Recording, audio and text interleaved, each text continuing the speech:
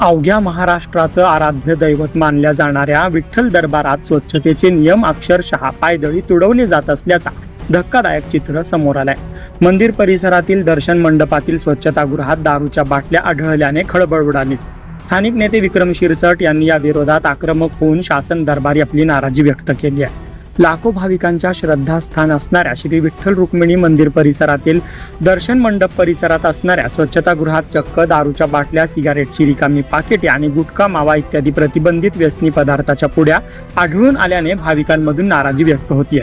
मंदिर परिसरातील स्वच्छतेचे काम खासगी बीव्हीजी कंपनीकडे सोपवण्यात आले, मात्र मंदिर सारख्या पवित्र ठिकाणी अशा प्रकारच्या वस्तू आढळून येत असल्याने संबंधित कंपनीचे अधिकारी व कर्मचारी यांची भूमिका संशयाच्या भोवऱ्यात सापडली आहे। चुकीच्या कृत्यांना मूकसंमती देणाऱ्यांवर कारवाई करावी अशी मागणी आता भाविकांकडून होत आहे। दर्शन मंडपातील स्वच्छतागृहात शहरातील तळीरामांचा वावर वाढल्यानं महिलांच्या सुरक्षिततेचा प्रश्न ऐरणीवर आलाय। पंढरीसारख्या पवित्र धर्मस्थळी अशा घटना घडत असतील तर ही प्रशासनासाठी नक्कीच लाजिरवाणी गोष्ट आहे।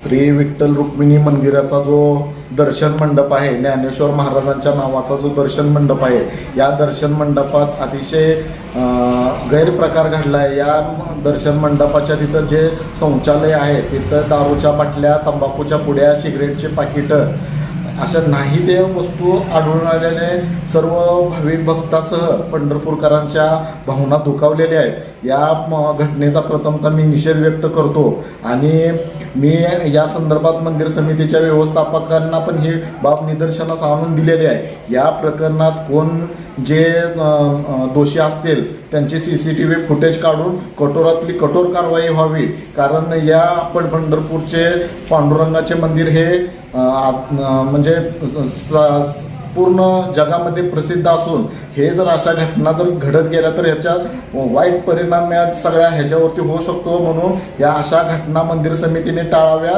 ह्याच्या पुढं जर अशा काही घटना घडल्या तर आम्हाला मंदिर समितीच्या प्रशासनाच्या विरोधात तीव्र आंदोलन छेडावे लागेल।